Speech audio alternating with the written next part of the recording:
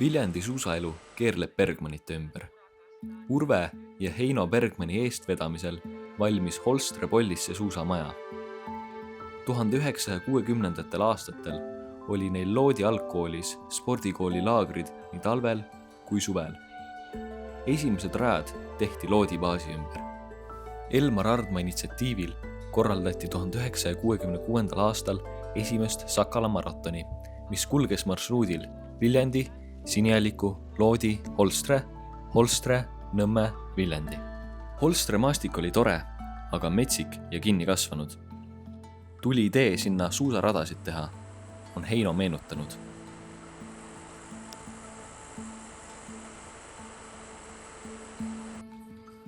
Siis Heino Bergman ütles nii, et kui me nüüd hakkame tõesti tegema, et siis on kõigepealt meil rada vaja. Viljandis ei kasva Eesti meistrid. Ja siis tema nägi seda metsa, seda Sakala kõrgustik on see. No ei, no juba me vaetasime kohta, et kuhu tulla. Ja ega siit kõrvalt ei vaatagi, et siin võivad mäed olla, aga need on nii kavalasti seal Sakala kõrgustiku peal. Ja nii siis tuligi meil, et võtta siia me teeme selle maja. Ta oli ikka raske. Me olime nagu võõrkehad, kui me siia metsa tulime. Siin oli palju salakütte, rööpüüdjad, siin oli mitu järve all, kus kõik said tegutseda. Ja me olime niisugused nagu sisse tungijad, me algul kartsime ka tegelikult. Sest kõige õudsemad olid salakütid, kui need metsas paugutasid. Ja kui meie esimest korda tulime, siis meil oli telk, oli selle suure sihi peal ja seal me siis ööbisime. No ei jõudnud kogu aeg linna vahet käia. Ja siis ma mäletan, Eve ütles, et mina enam metsa ei tule, et kardab, et mina kartsin ka, kui salakütid tulid ja püssipaugud käisid. Ja aga need õnneks meid nad muidugi läksid mööda ja nad teadsid, et siuksed inimesed on metsa tulnud. Aga ega me ei olnud meeldiv rahvas meile. Nad ei saanud enam teha seda nii palju, mis nad tahtsid. Aga milliste radadega alustasid üldse rajamist? Millised need esimesed? Oi, ainult metslooma rada oli, kuskilt läks midagi.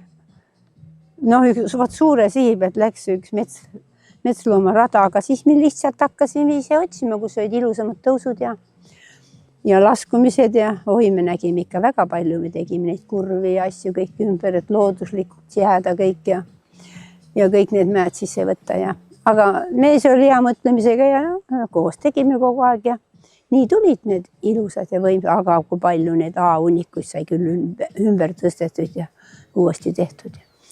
Ja siis lõpuks hakkasime põletama, siis võis sodi ära põletada ja siis oli väga kerge. Aga meil ei olnud kerge. Olenes milline metsavaht on ja aga meil vedas, metsavaht oli väga uhke, ta käis hobusega. Tal oli kaabu peas ja tuli ja ütles, et jõudu lapsed teile ütles nii. Et mõtte, kui tore, et te tulite siia, et võtke aga maha, et nüüd on loomade roomi joosta ja neil on mida hingata. Ja see oli metsavaht. Ja ta käis tihti meid vaatamas ja midagi ta ei keelanud ja nüüd on mul nii meelde jäänud need sõnad. Ja nüüd, kui ma mõtlen, kui palju on siin meie metsas neid loomi, mis on kõik üles kasvanud siit järelikult, siin oli loomadel ka hea elada. Kuidas teil tuli üldse mõte hakata korraldama Heino Bergmani mälestusvõistlust? Aga ta on seda väärt.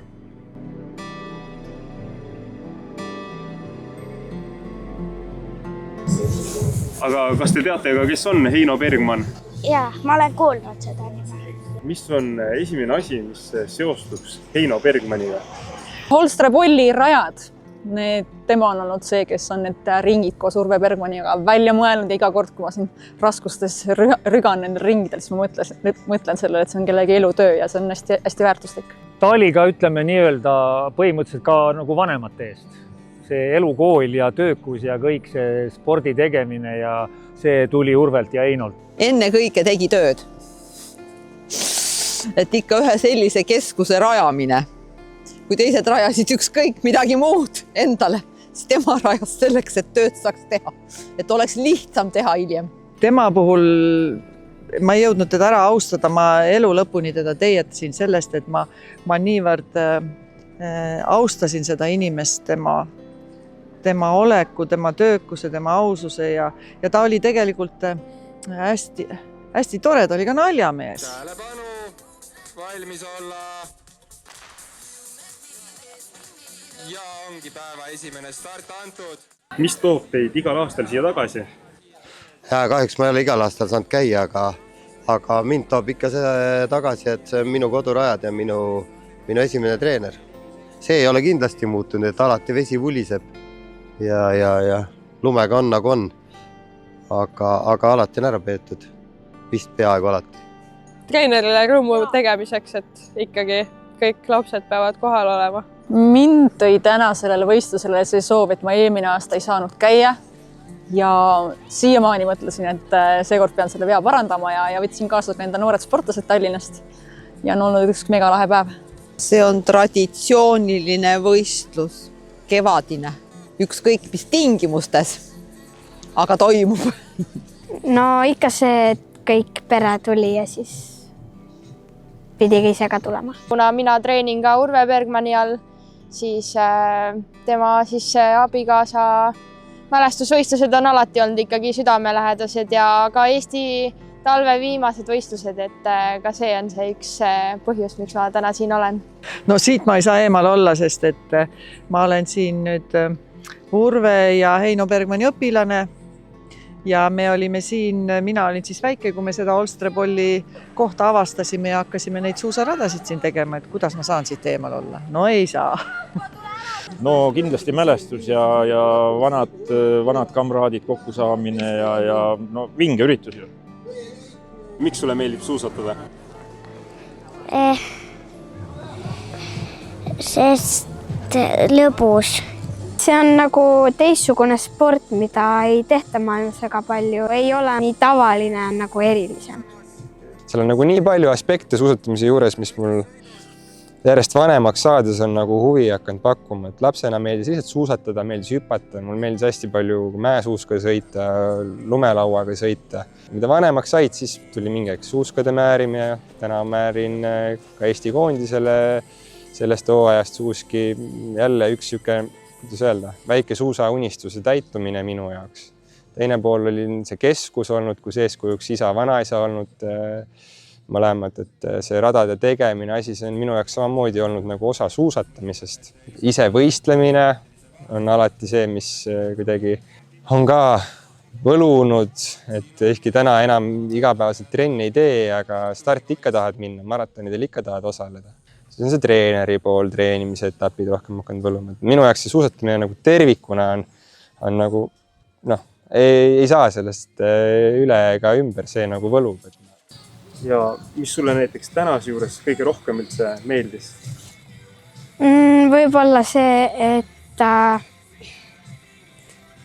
oli ainult üks ring sõita. Mulle meeldis finiš. Jaa, aga vahest, kui tulid mäed, siis oli ka hea, et siis tuleb natuke tuult peale. Mis kõige olulisem on? Kas see, et jõuda finišisse või lihtsalt osavõtt? Osavõtt ka. Nagu kui on siuke, et aja peale või midagi, siis peab finišisse jõudma, aga kui ikkagi, et sa oled siin. Ja finišisirgel näeme ka retrovarustuses Urve Bergman, Mati Koovit, Urve lapselaps Jane, kes on tulemas, võid ka nimetada retrovarustuses 2004 aasta visudega, mis on tõenäoliselt Jane enda isa poolt Pärnu tehases kokku pandud, tõenäoliselt on need võitlusmudeliks tunnitud, seega päris konkurentsivõimelised suud ei ole, aga siin on näha, et siin on kõik Pärnu toodang, Pärnu visuandmeid ja Pärnu kõige viimane tippmudel ning ka üks esimese metsakombinaadi laudu, nii et siin on tuldud parima oma aja varustusega igal juhul. Esimeses klassis toodi trenni, isa tõi. Et niimoodi avastasin, suusatasin juba enne ega vanemate mõjutusele, aga trenni jõudsin ja siis ma arvan, et mu kõige eredam mälestus ongi võib-olla vast esimesest. Tegelikult ma ei mäleta, kas see oli päris esimene trenn, aga mängisime siin samas staadioni peal jalgpalli ja ma esimest korda mängisin suurtega koos ja ma ei osanud nagu midagi karta ka ja läksin kohe julgelt peale ja sain Kaupo käest räige litaka palliga näkku ja oi, kuidas ma nutsin, aga siiamaani on meeles. Kõige eledamad on need, kui ma ikka nii palju 2-3 aastat olin harjutanud, kui ma hakkasin, Heino jõudis mind nii kaugel viia, et ma jõudsin tartlaste vahele, nemad olid ainuvalitsejad. Kõik nemad kogu aeg võitsid.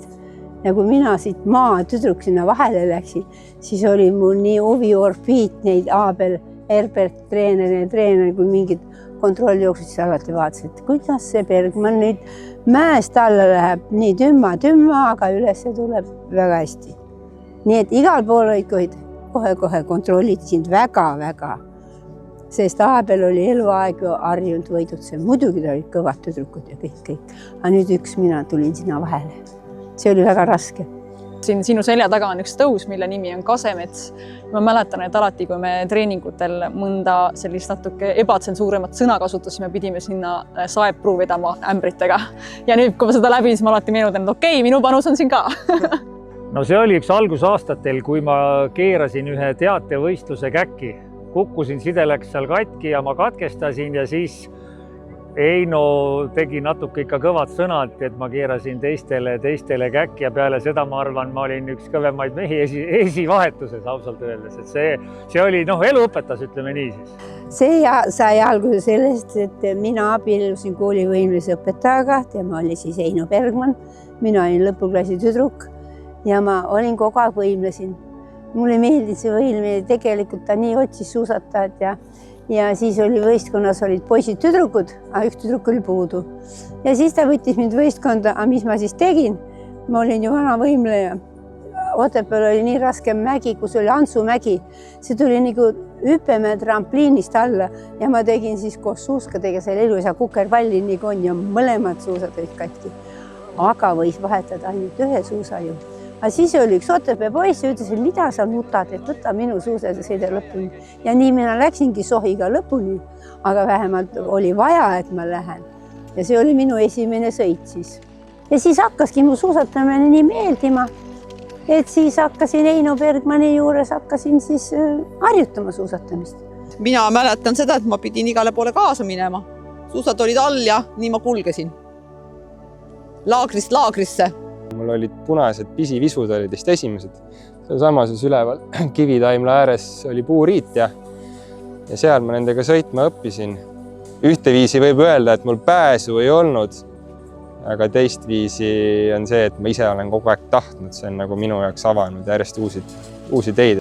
Ja on mõni eredam mälestus ka suusatamisega seoses? Kui me räägime nüüd kogu suusatamisest, siis selle aasta Trondheimis, et maailmameistrivõistlused, et kõige suurem saavutus tänaseks. Koolis ju siis korraldati suusavõistlusi, mina olin kogu aeg teine. Aga esimene oli see, siis tuli välja, et tema käis suusatrennis siin. Ja treener Urve Bergmann tuli kooli, ütles, et nüüd tuleb tulla suusatrenni. Aga siis ma jäin haigeks, ma 2 nädalat olin talvel haiges, ma ei julgenud trenni minna enam, et ma puudusin. Siis tuli Urve, otsis ma uuesti üles, ütles, et tuleb trenni tulla. Ja vaat nii oligi ja pärast seda ma ei ole puudunud. Kogu aeg teen trenni. Mis teid üldse on hoidnud selle töö juures nii pikalt? Armastus suusatamise vastu ja armastus lapsi kasvatada. Ja kui sa näed täna, kui palju on seal neid tulnud, kes on juba tohtrid Tallinnast ja kõik meenutavad midagi, kuidas nad seda tiiki läksid ujuma, see oli ju kõik metsa sees kõik asjad. Kuidas nad seda kallast me ehitasime ja see on ju sinna kõik laste töö labidate ja riha ja kirja. Et suusatamine on tegelikult lahe ja nauditav, et vaatamata meie nendele heitlikutele talvedele, aga tänane ilm samamoodi näitas, et pea 200 inimest oli siin kohal ja kui nagu leida suusatamise juures need õiged aspektid, see õige vibe, see õige meeleolu trennides ja õpilastele, siis see nagu on lahe, loomulikult ei ole kõigile, aga hästi palju siiski oleneb sellest, kuidas see on nagu maast ja madalast selle põnni või lapsele nii-öelda siis meeldivaks või kohaseks tehtud, et ta seda elu lõpuni naudiks ja ikka jälle tuleks. Miks on teie arvates selle võistluse korraldamine oluline?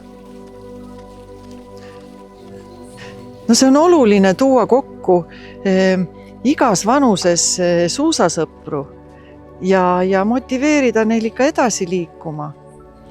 Ja siis saab neid mälestusi veel heietada, et väga suur hulk ikkagi me saime selle töökuse siit ja selle kanguse ja selle kangekaelsuse, et mitte pooleli jätta midagi ja kuna me olime nii ühtsed ja tuttavad, siis on siin tore jälle kokku saada ja vanu aegu meenutada ja ühtlasi ka liikuda ja sporti teha. Eelkõige ikkagi mälestada kedagi, kes on midagi nii suurt loonud. Ja teiseks muidugi, et meie suusakalendris on väga vähe selliseid pisikesi võistlusi, mis on hästi kohalikud ja mis on sellise hoopis teise tundega ja see on tõesti midagi väga erilist, et seda peab hoidma. Noh, osasid inimesi sa näedki ainult võib-olla korra aastas siin, et see on ikkagi nagu selline rahva kokkutulemise koht, et kindlasti väga oluline, et ja Kaupale suur tänu ikka, et ta korraldab niisugust asja. Suusatamine on mulle nii palju andnud, et see on nagu üks asi, kuidas mina saan tagasi anda ja jätkata seda vanaisa pärandit, mis ta on siia metsa rajanud, siia teinud, mida mu isa on teinud, mida terve perekond on teinud, et